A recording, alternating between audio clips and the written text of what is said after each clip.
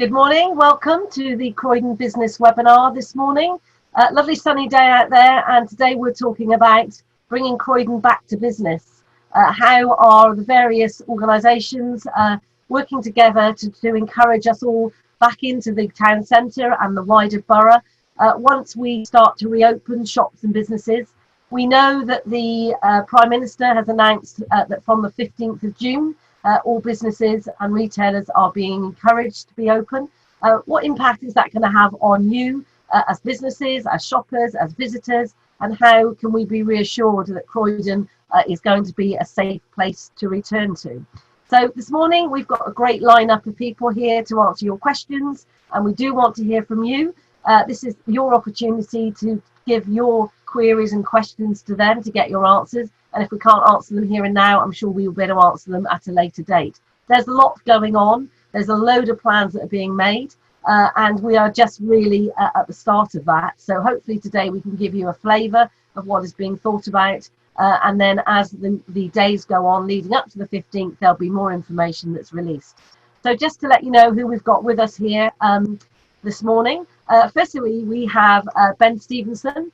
Ben is from the BID Foundation, and they've produced a document making recommendations on what town centres and high streets and places should be doing to work collectively to ensure the safe reopening of shops and businesses. And he'll be able to share that with us this morning.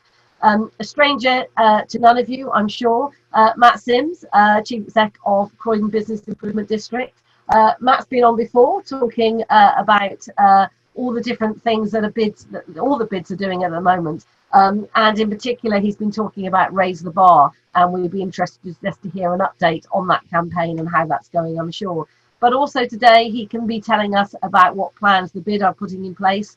He's produced a great document that he's going to tell you about, and just to give you the reassurance that he is working on behalf of all the businesses in the town centre to make sure that there is a coordinated and collaborative approach. Also with us today is Paul Forrester. Now, Paul is head of the growth zone in Croydon. I'll let Paul explain what the growth zone is for those people that maybe don't know. But very importantly, he's the man in charge of working collaboratively across all of the council services, as well as other providers like TfL, to work up a plan that will ensure that we can all return and that the roads will flow nicely and we all feel safe once we get here. So Paul will be sharing the latest plans with us this morning. And then finally, very importantly, we've invited the Met Police here today, and I'm delighted that Catherine Thomas is with us. Catherine is very much the person who knows what's going on out there in the streets, and her teams have been working through this crisis from the beginning. Catherine can share the latest with you all, both in terms of what's happened over the last 8 weeks, what we've seen in terms of obviously a reduction in crime as not so many people are out and about, but also what measures should businesses be taking as they look to reopen their shops to ensure that they are able to safely do that, both in terms of their customers and their employees. So we look forward to hearing from all of them shortly. As I said earlier, this is your chance to talk to us, to put your questions to this group of people. And you can do that a number of ways this morning. So in your bottom bar, you do have a Q&A button. And that Q&A button enables you to type your question, and then I can put that question to the relevant person. If you want to ask your question in person, you can also do that. You can wave a little virtual hand at me. You'll see the way to do that next to your name in that panelist attendee section. If you press that button, that will tell me that you want to actually come on live, and you can actually verbally put your question and have a discussion with the panelists, and I'd encourage you all to do that this morning. We also have a very important chat function.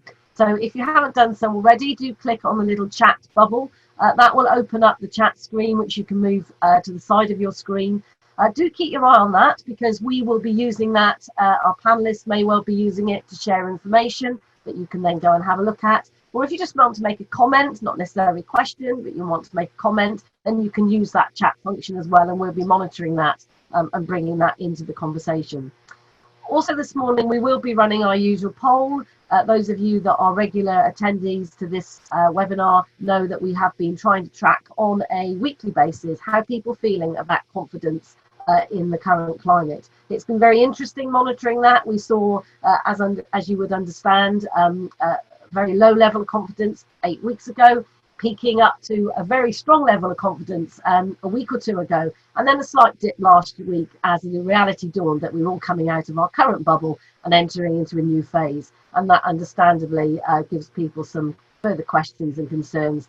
So a slight wobble there. Obviously, what we're hoping to do is to help this morning give you the confidence that Croydon will be a safe place to come back to, whether you be a visitor or a business.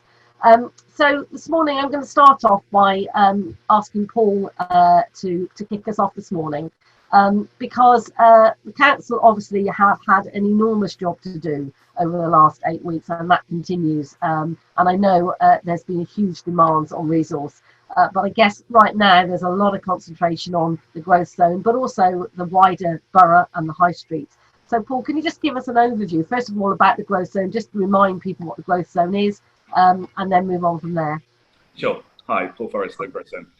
So the growth zone is an area defined within the town centre that is made up of a series of projects. So those projects, there are 46 projects, and they are under a financing scheme on business rates retention uplift in association with a 16-year programme to help grow the town centre, and that includes various elements of infrastructure, transport improvements, public realm and new green spaces. The initiative is to accommodate the infrastructure with the growth of the town, and it will go over a 16-year period. It is based on a statutory instrument that is in place and a funding stream of £525 million. The programme itself started up 2 years ago, and various projects are in place. For example, the Minster Green public realm, also the Fairfield Halls world-class public realm. They are in various stages of their development and delivery. So it is initiatives and projects within the town centre, including our corridors, key principal routes, to help improve the infrastructure to accommodate the growth. That was all pre-COVID-19. Obviously that has had an impact. What work are you currently doing, and how does that move forward in this current climate? So we are still reviewing the programme at the moment and what the impact of COVID-19 has had to that. We are looking across the board with our funding partners, etc., and looking at those elements and means and functions where we need to apply change, or, for example, is it the right time to proceed with a various project at this stage? So we are still analysing what that means and what that impact is, but we will be able to update and refresh that once more is known about how social distancing, recovery, etc. comes forward. Okay. So more importantly then this morning, I know you're very involved in all of the plans that are being put in place to reopen the town centre and beyond. So can you just give us an outline of what's happening there? Okay, so we're still in the process of developing our plans with our partners. We've been working very closely with Matt from the BID and also our TfL partners. So the social distancing measures that we might apply or may need to apply around areas of accommodating that safe space. And we do have footways, etc., around our borough that are what we classify as a bottleneck. It simply cannot accommodate those social distancing measures. So we have had a series of management plans that we have looked at where those bottleneck areas are of concern, and we have got options that we have presented to TfL to see how we can collectively accommodate social distancing. That may be, for example, a two-way road may change to a one-way road because we have to use elements of the highway to accommodate a safe pedestrian distance because the footway is not wide enough to accommodate these measures. Likewise with where we have bus stop locations, etc. To accommodate safe distancing, we may have to apply measures within those locations, or those bus stops may be diverted to the alternative next or before bus stop because it's not safe to congest or put a crowded space in front of that location. So we are working through those plans with our partners in conjunction with BID to accommodate a collective comprehensive plan that will help accommodate social distancing measures across the town centre and district centres. So without obviously giving any specifics at the moment, that will be some of the arterial routes presumably coming in, going out. When you talk about bottlenecks, what sort of It's direction orientation. So for example, if it's a two-way street, we're looking at alternative means where it's safer to push the traffic up that various route, but still come out via that same route. So it's an orientation and change around about how some of those vehicle movements can operate in the town centre. Okay, I have got a question, which is not something that you can necessarily answer, but you might be able to point someone in the right direction. They're talking about how will social distancing being managed and enforced on public transport, and particularly the trams. Obviously, the trams are an important part of Croydon. Do you know how that is going to work at this stage? So we have been working with our transport partners, and they are also developing some guidelines in association with how they would manage those social distancing elements. So that's still detail that will come, and we'll make sure that that's part of the collective plan that we are producing. And that will be all in place between now and presumably the 15th of June. Is that D-Day, really? Correct. I mean, we'll hope to launch it prior to that, yes, to just make sure that that information is out there in the public domain to start the support of that recovery. Okay, that's great. Coming to you, Matt, in terms of the businesses that are in the town centre, obviously it's useful to know that things like the transport is being looked at and that's all being shared. But in terms of, and again, I can bring Ben in here, but in terms of, what should a business be doing? And also, what is your expectation of how much is going to open? Do you know at this stage to what extent Croydon is going to be open on or around the 15th of June? So I think that the thing to start with here is the objective that we have in place. Croydon has to operate in a safe and secure environment where you and I can move around freely and easily with confidence. So that's the main objective here. It's not about attracting huge numbers in like we would try and do previously. It's all about how we release Croydon Town Centre in that safe environment. I think in terms of the businesses, and we've been talking with a lot of the businesses, primarily those businesses that are already open, those essential businesses like Marks and Spencer, Sainsbury's, Tesco and the like, really to kind of understand what provisions they have in place. Because when you open up the town centre in a larger way and more retail outlets open up side by side, and we have a great example with NatWest and with Five Guys. A queuing system is fine when Five Guys is closed, but when Five Guys opens next door, how you position those social distancing measures is important to kind of get through. So we've had lots of discussions. We've produced a document which is all about reopening Croydon Town Centre, which is a kind of it's an interlude. It's that introductory measures in terms of things that you need to be considering, some of the government advice and support that is there. What I would say to businesses is to take a very calm, very focused approach in terms of how you're going to open your business. Look at the space that you have. Consider the government advice that is being given to you about social distancing, and again, how you can practically employ that into your business. Because what we have to do, certainly in the first, let's say, 1 to 3 months, is to make sure that Croydon Town Centre can operate in a coordinated way, in a safe way, so that those social distancing measures actually work. And that's the important thing at the moment. And in terms of that safety element, bringing Kathy in now, Inspector Catherine Thomas, can you just give us a flavour for what's gone on, I guess, in the last 8 weeks, and what the Met is looking at in terms of how to support businesses and the wider public moving forward? Yeah, I mean, from the Met's point of view, it has been business as usual for us since the beginning of lockdown, really. We have been and are still and will be maintaining a visible presence both in Croydon and across the capital. We are committed to preventing any crime. However, as a priority, we will be looking, as lockdown lifts now, to prioritising particular areas across the borough, and that will include the town centre and other high streets across the borough as well. Concentrating resources really on those hotspot areas.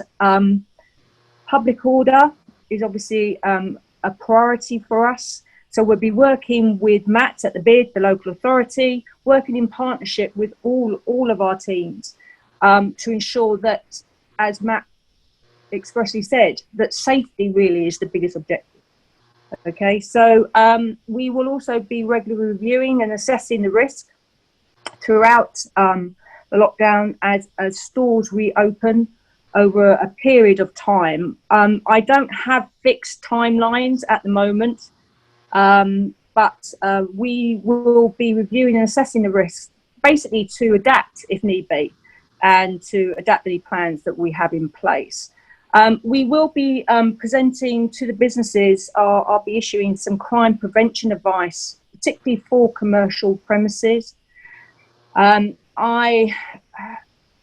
mean, businesses will need to come up with different ways to operate, for sure, to keep in line with the COVID restrictions and the regulations.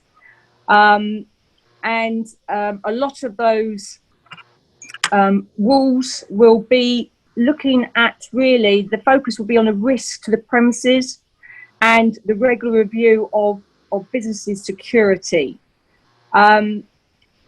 There'll be key aspects in line with maybe businesses will need to consider SIA security for a trial period, for them to meet and greet at the door, in the proximity of the front door, or car parking areas, for instance, to ensure social distancing is at all times.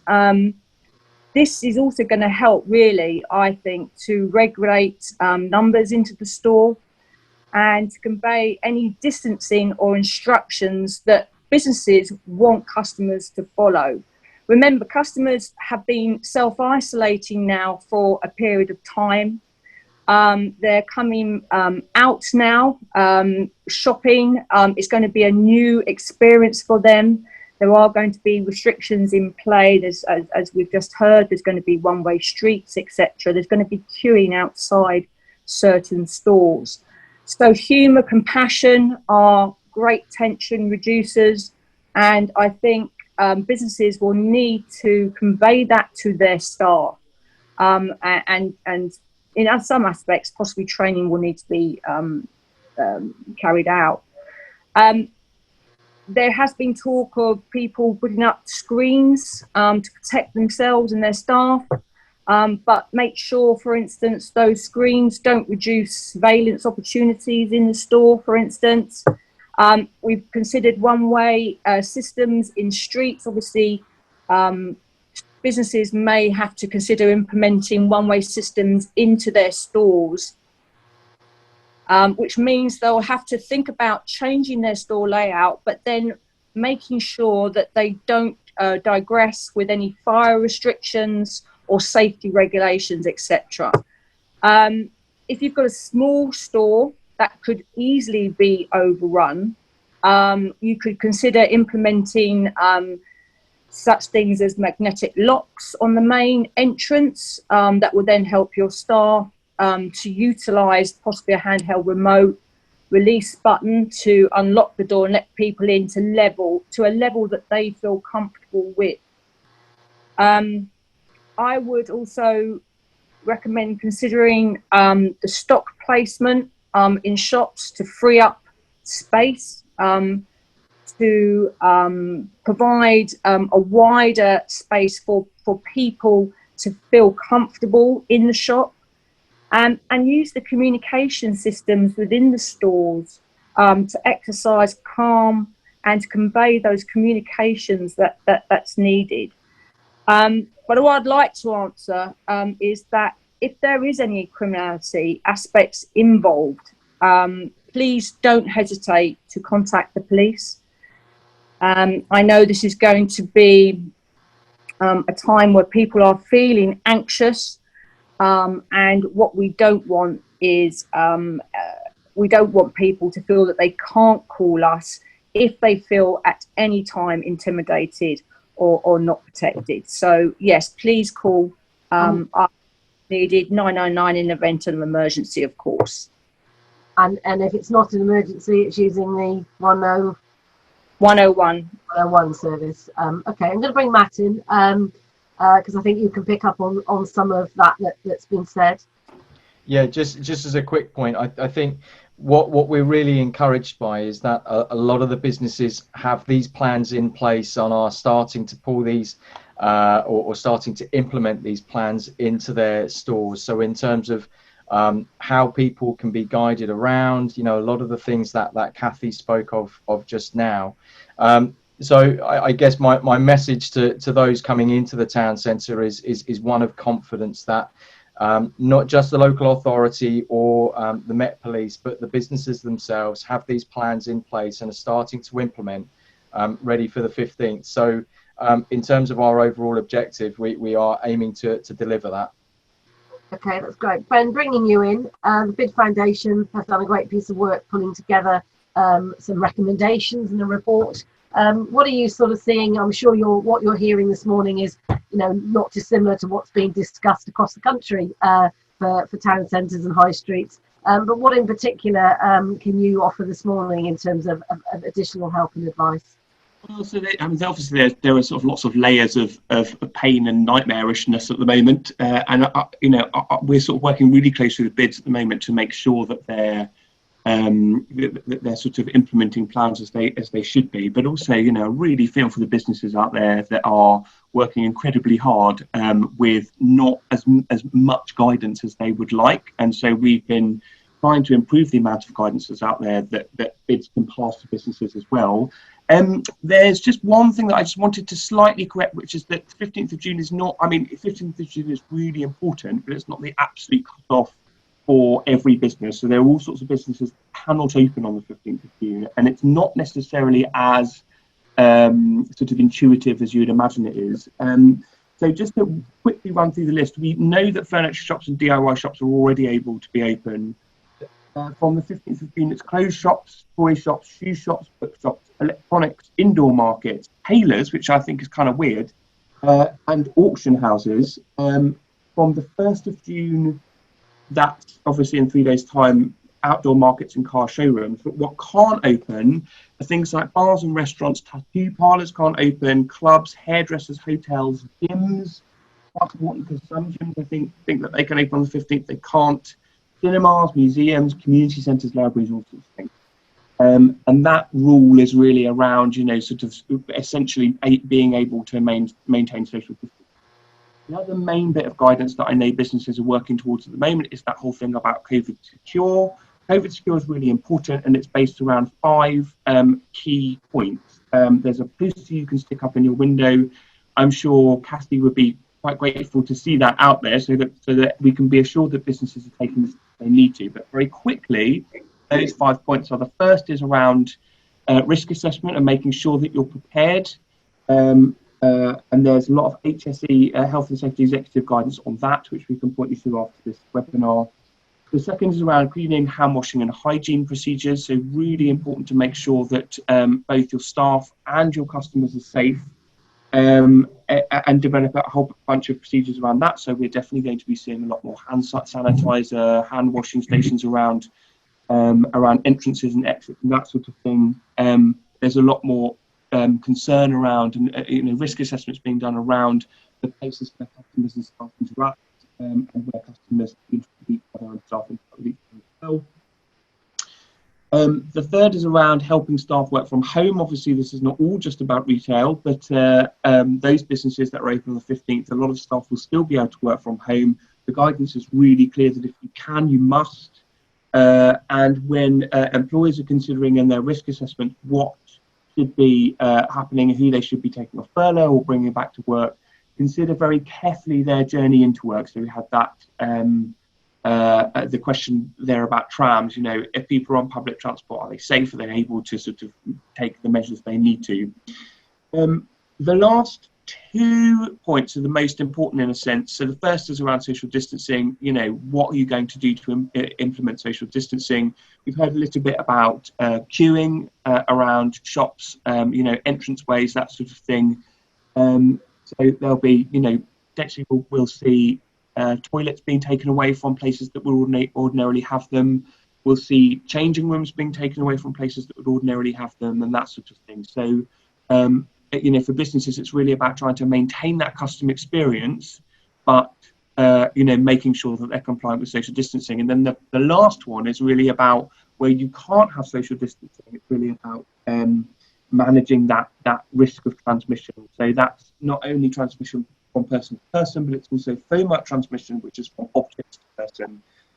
So that's things, again, Kathy was mentioning about screens, barriers, those sorts of things. Really important to maintain your sort of fire regulations, but things like perspex screens and stuff, which you will see all over the place. There are 8 guides available. One of them is for shops and branches. But I think it's almost the most important thing on all of this is something that Kathy said, which is around positive planning.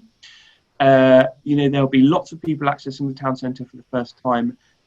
Make the big piece of advice for businesses is to try to make them feel as welcome as possible. And the idea of humour and good humour and that sort of thing is absolutely central to all of that. Great, thank you for that. We've got a question. It's around this SIA security scenario that Kathy mentioned, and there's sort of a question: what do we mean by that? Are we saying that every business needs to employ a security guard? I'm sure that's not what we're saying. Matt, from your point of view, what's the advice that you're giving people? So the advice from our point of view is that with any queue that you're operating within your business, to make sure that there is somebody at the front of that queue, whether it be somebody that is employed within the business, or, as Kathy said, an SIA qualified security guard.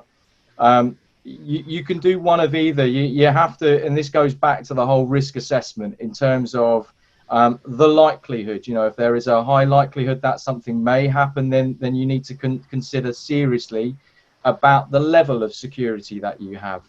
But what we have seen in the past, and we will see more of, is that members or employees of the business, and again, you take banks and supermarkets and the like, making sure that their queues are marshalled, in the sense that there is somebody at the front controlling that queue, making sure that everyone's happy. And again, that comes down to the positivity of it in terms of how you manage it, and how you make sure that people aren't as frustrated as they could be, so that people get in nicely and safely. There is a sort of a training requirement there, potentially. I mean, someone who you've employed to stand behind a till is not necessarily always going to be the person that actually knows how to control people in a queue and have that right, manner, positiveness. What advice is out there? Presumably, there's some training that people can attend. I think this comes down to knowing your team, in the sense that the personalities within your business. The individuals who have the personality to be able to convey that positivity, but also the control of that queue. These are difficult times. There is no rule book to this. We are creating the rule book as we go along. But by understanding your team and the attributes that they have, you put somebody at the front of that queue who can be able to manage it in a positive, constructive way. Then you're already one step ahead. Ben, bringing you in.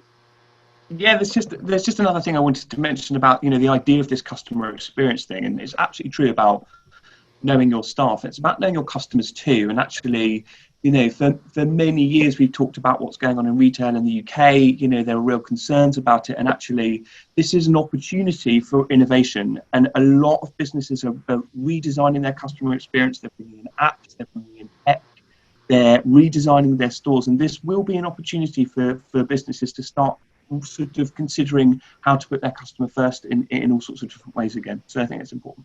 Definitely, and I think that has come up in previous webinars, and certainly looking at your business and thinking about maybe what product lines are the most popular, and concentrating more on those, as Paul mentioned earlier, to free up some floor space, not getting everything out, but just going after the things that are going to be current and popular, and reinventing really the way that your business is operating, as many of us are all having to do at the moment, is an ongoing process. I just want to come back to Paul in terms of, how is the council operating in terms of every business has to do a risk assessment. They have to display the right signage.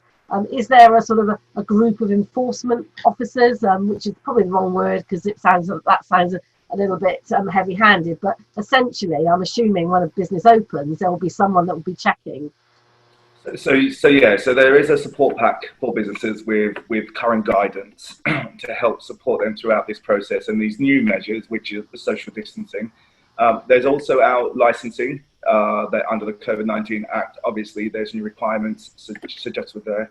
And we will also have a presence with our NSO officers. So there will be a calm presence out there to help support and mature this social distancing aspect. We are all there as a collective experience. And as Matt was saying, there is no book on this. We are writing the book as we're undertaking these activities. And I think working collectively, we can write a good book in regards to this. I think that's really important, isn't it? It is a collective approach. No one's got the answers. We've never been here before.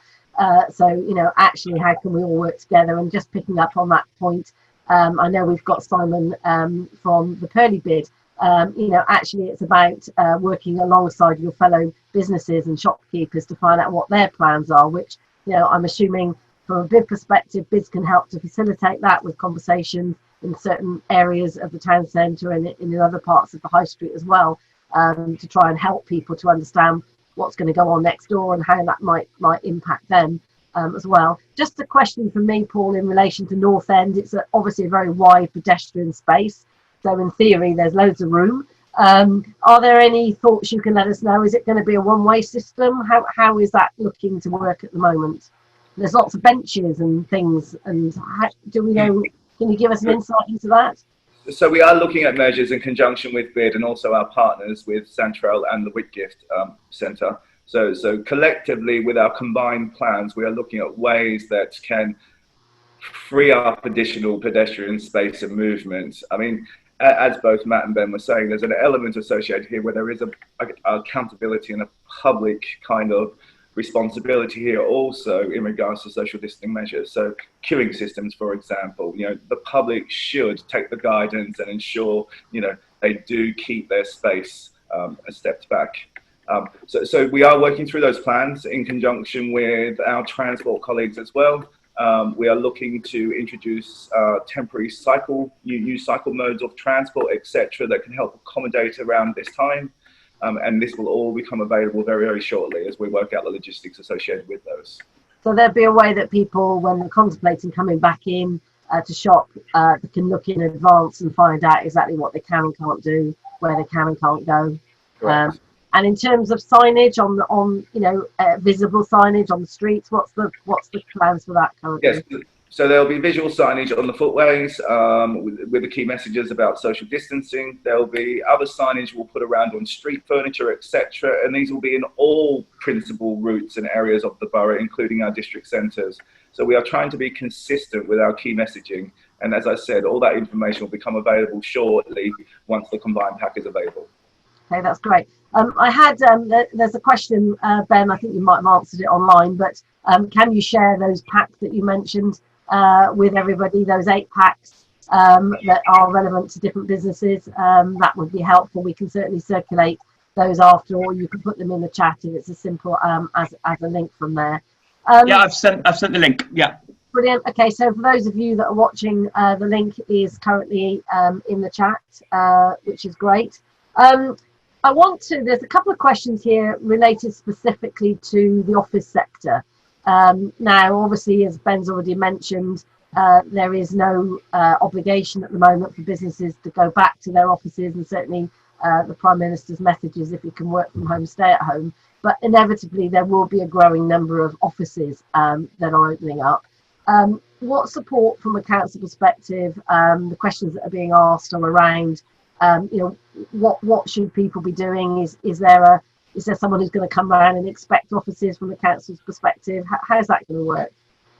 Paul? I think based on the government guidelines, it's down for the principal occupiers to ensure that they undertake their risk assessments, and they do have management plans in place to accommodate their workforce return. So whilst this guidance is available and the council is there to help support and advise or direct where that advice may be available, I think the principal occupiers that are responsible for those buildings and workforce returns need to ensure that they have a robust plan incorporating social distancing measures.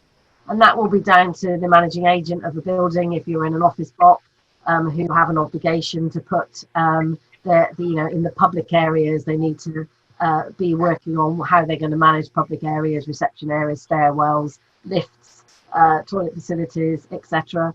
But then as a business, you have an obligation to look after your staff as well.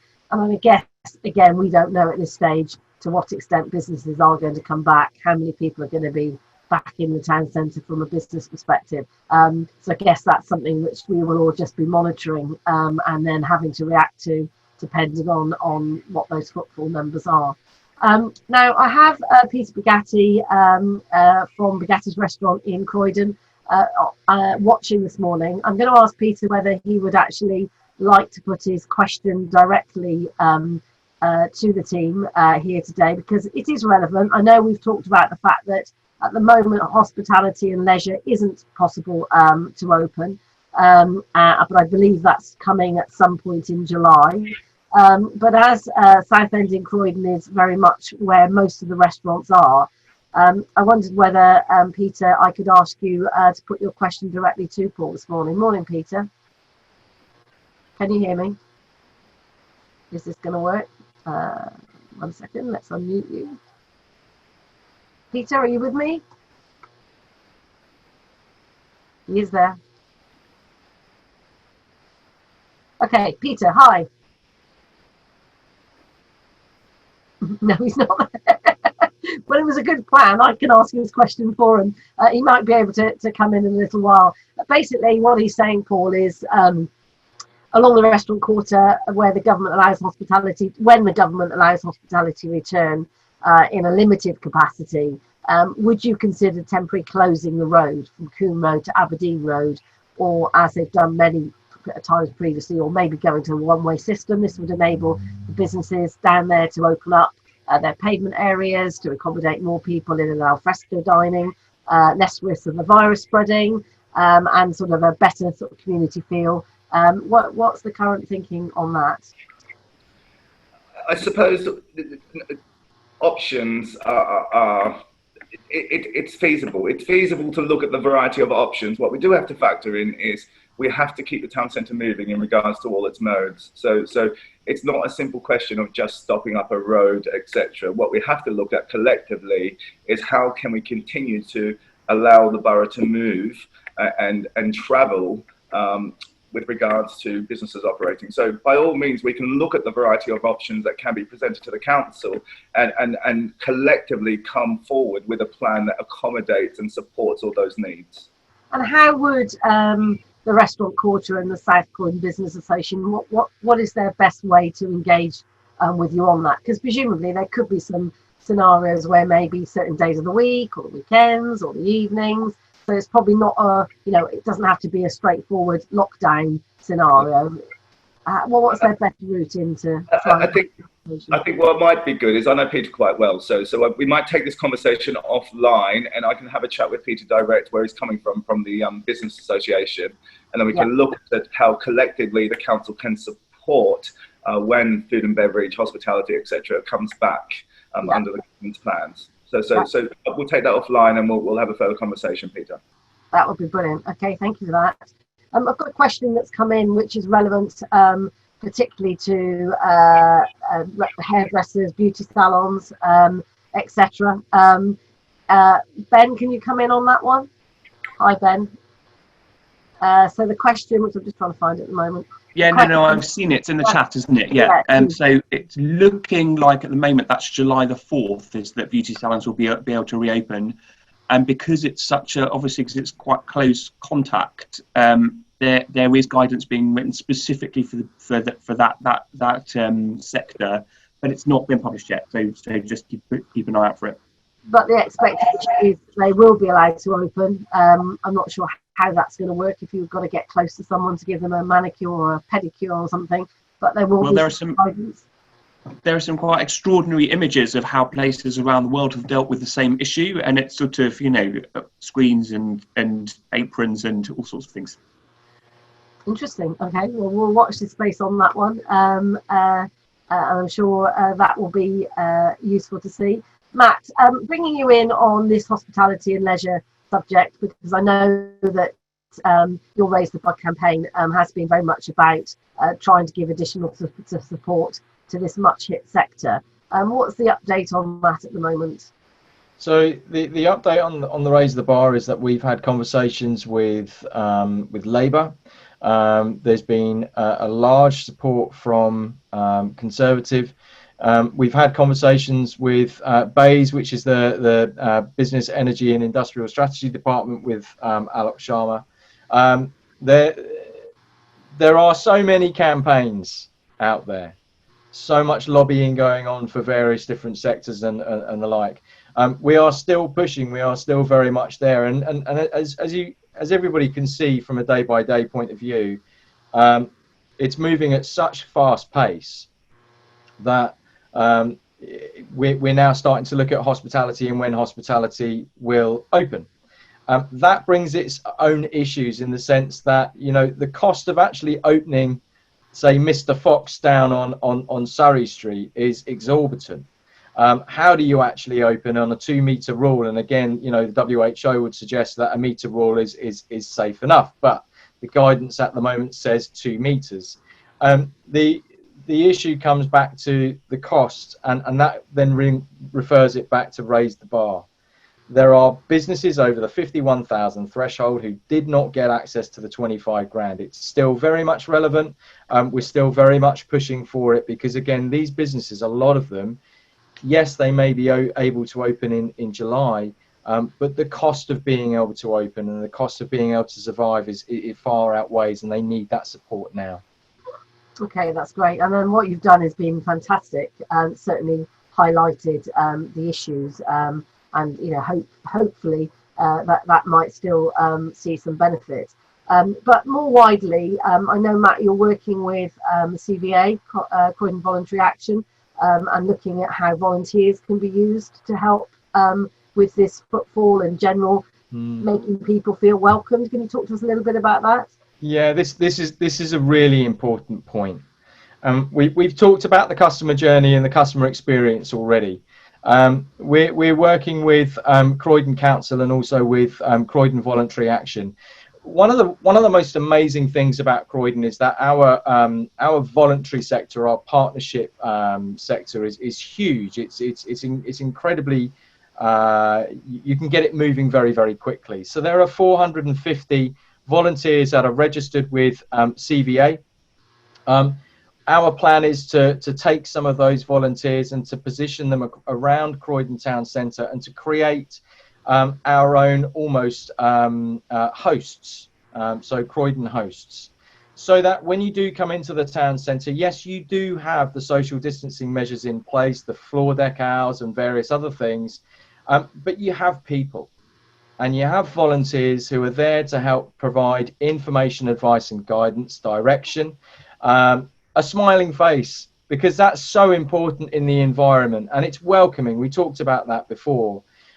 But also, there may be a minority of those who might forget some of the social distancing measures. And again, the volunteers will help with that in terms of being able to just provide that messaging.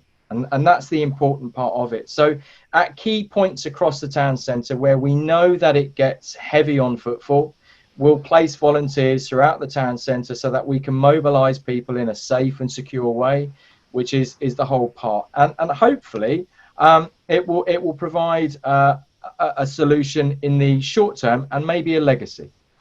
Definitely, and certainly I'm imagining that there will be many people listening, or we will all know people who are currently furloughed, that maybe have extra time on their hands, that actually want to try and do their bit to support the wider community, and presumably there's still an opportunity to take part in that volunteering and be one of those ambassadors. How would they go about that? Yeah, absolutely. So there's been a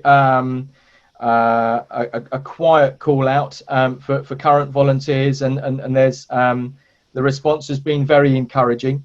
I think those that want to be involved in this scheme, and again it refers back to the Olympic host scheme in the same sort of way.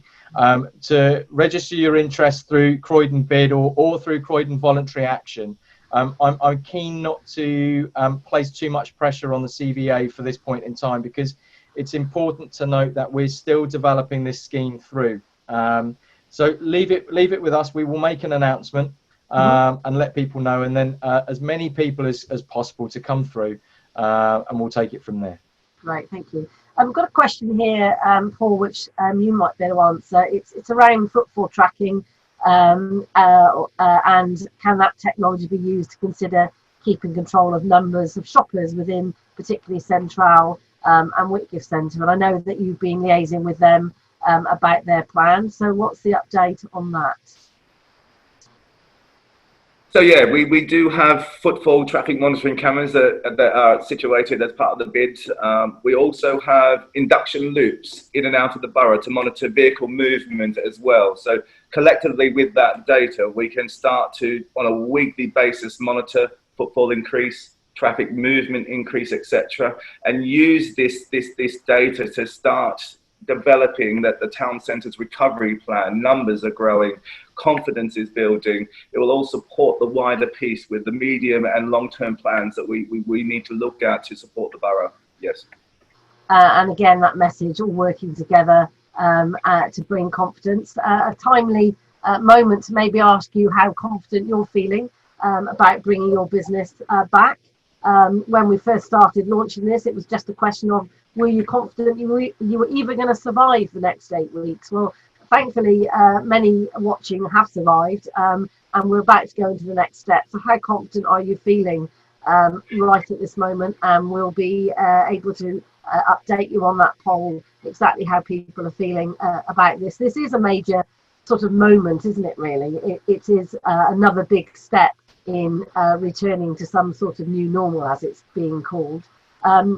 Bringing Inspector Catherine Thomas back in again, from the police's perspective, I know that you've said that, for you it is very much business as normal, although clearly it hasn't been normal because, crime rates have dropped, people have been around there, and you will no doubt have to keep adapting as we see exactly what happens in terms of how people behave. And is there any help or training, whether that be online or otherwise, that the Met is able to give to businesses to help them to cope with managing crowds and generally managing these situations? I'm unaware of any official training, but obviously as the Met Police, we're always liaising with businesses, talking to shop owners, etc. And all I can say is that if there are any businesses out there that require any additional advice or support from us, then we'll be happy to provide that, just to let us know, and to contact myself or Inspector Steve Warnes, and we can organise a visit by officers to come and speak to people. I mean, sadly, criminals will be trying to exploit the coronavirus epidemic, and they will continue to do so. Especially with what we're seeing with the fact that probably be wearing face masks to conceal their identity, and they will be assuming that staff will be reluctant to engage with them and engage with any criminality that they are witnessing. But please, we are asking people to call us if it's needed.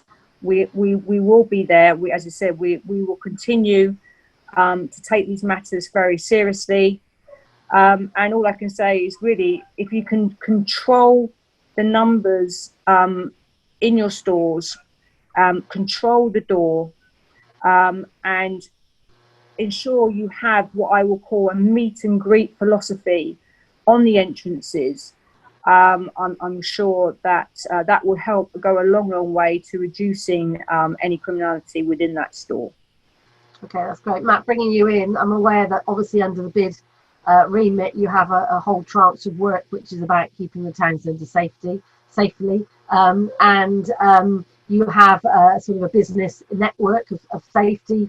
Talk to me a bit more about that and how maybe you might be able to support this area for your businesses.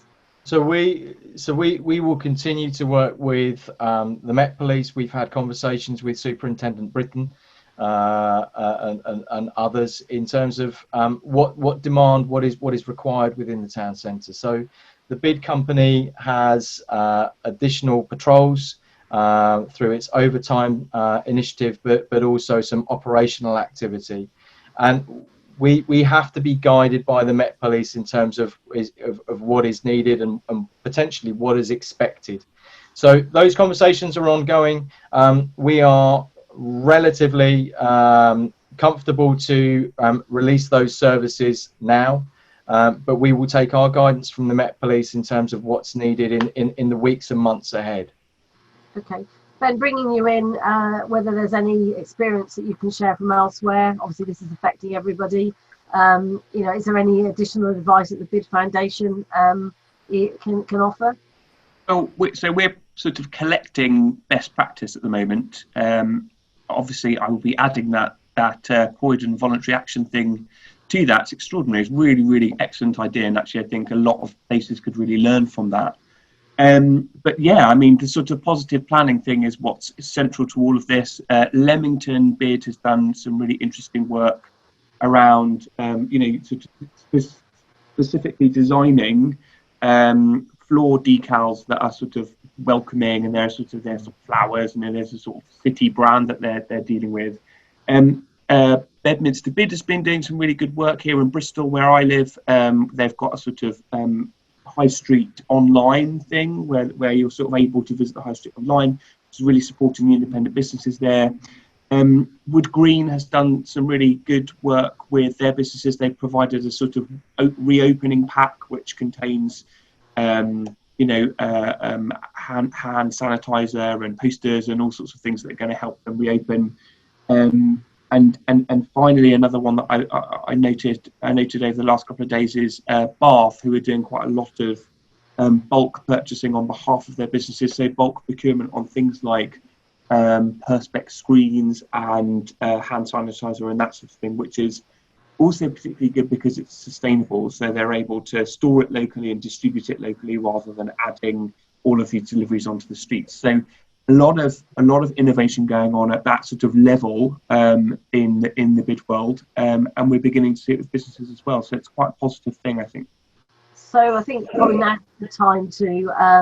I know we've got Simon listening, watching from the Purley Bid, and I am going to invite him just to come into the conversation if he can do that right at this moment. Sorry to put you on the spot, Simon. But I'm aware that a number of these things you're doing in terms of the Purley High Street area, and actually across Croydon. I think we've got 16 places of Croydon in total. So we have, we shouldn't forget that we have a lot of other areas other than the town centre, which understandably is where we've been focusing today. But Simon, from your point of view, if you can hear me and you can talk, can you just give us an update in terms of what's going on in Purley?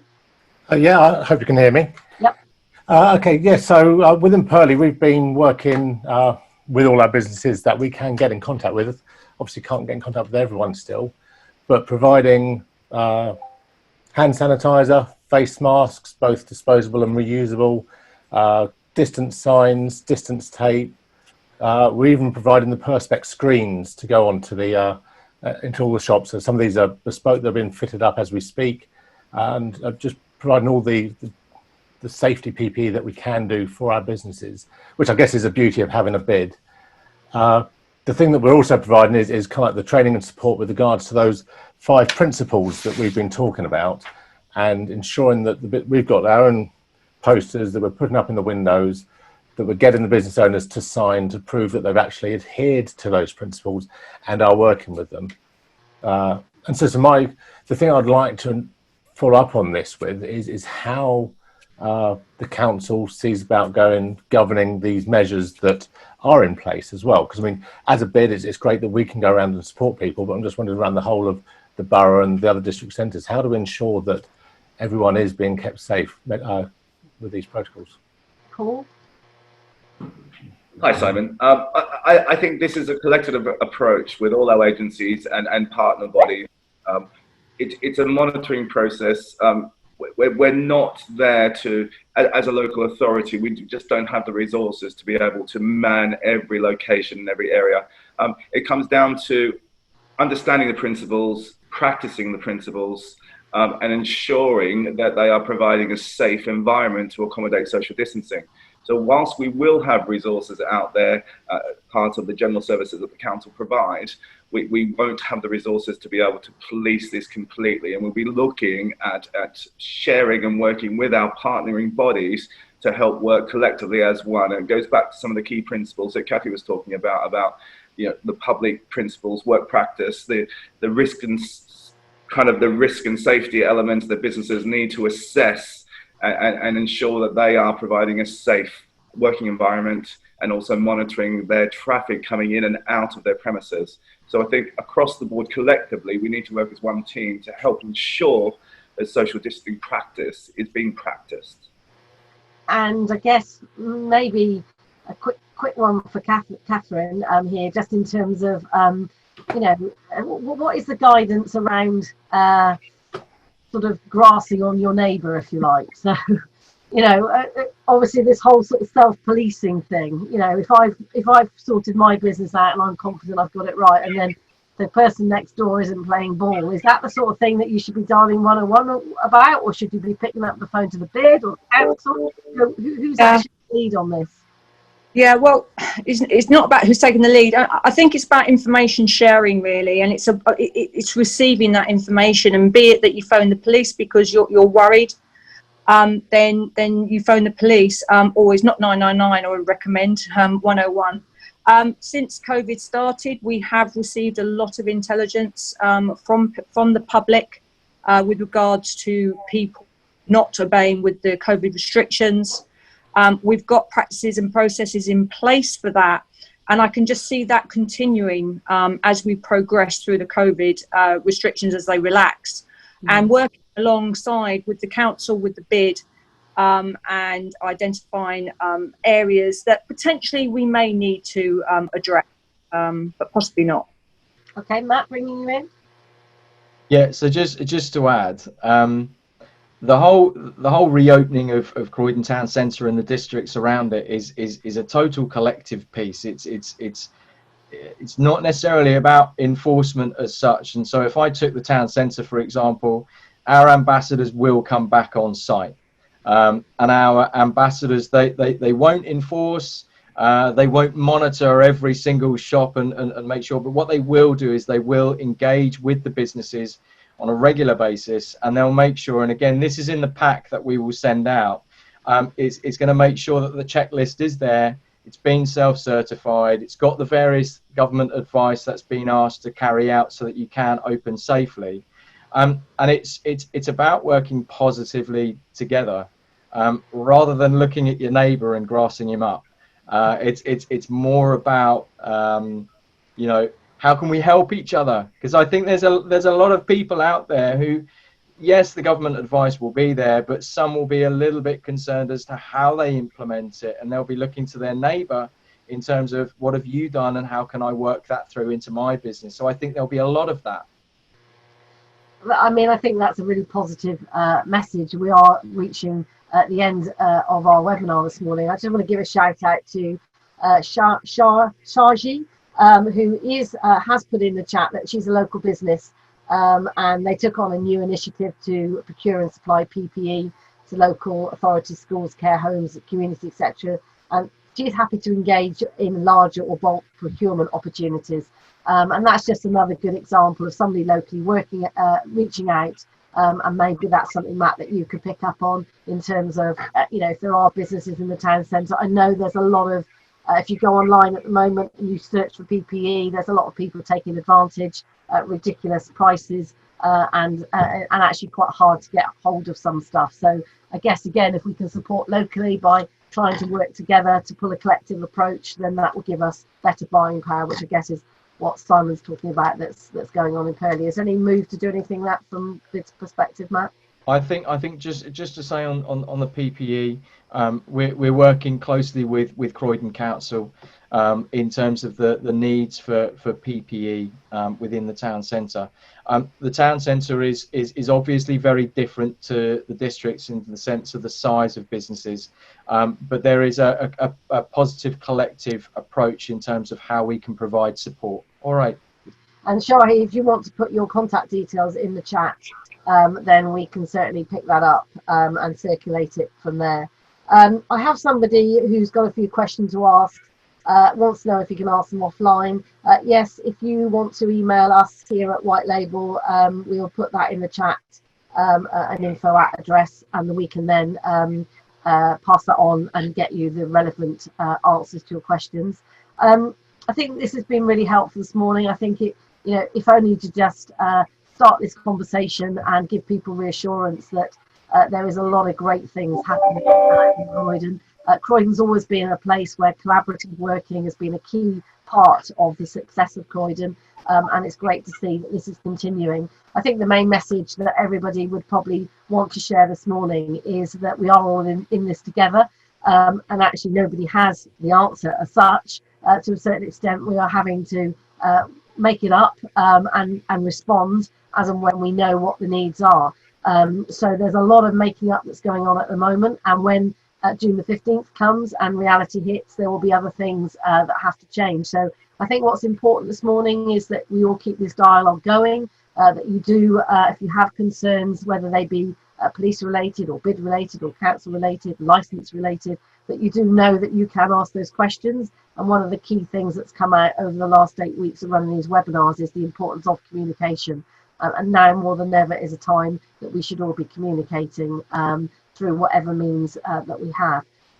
So this morning, just to remind you all that this webinar is available online afterwards, so you can refer back to this. We will be sharing contact details to enable you to pick up on any points that haven't been raised. And we will be back here again, picking up on other subjects and actually following this whole scenario through, as it will be changing on a weekly, monthly basis. So thank you all for listening this morning. A huge thank you to Ben Stevenson from the BID Foundation, Matt Sims, Croydon BID, Paul Forrester, Croydon Council, and Inspector Kathy Thomas from the Met Police. Thank you all for giving up your time. I know it's a busy time for everybody. It's much appreciated. Have a good Wednesday, everybody. Enjoy the sunshine, and we look forward to welcoming you all back into Croydon Town Centre sooner rather than later. So we'll see you all soon. Thanks very much. Bye-bye.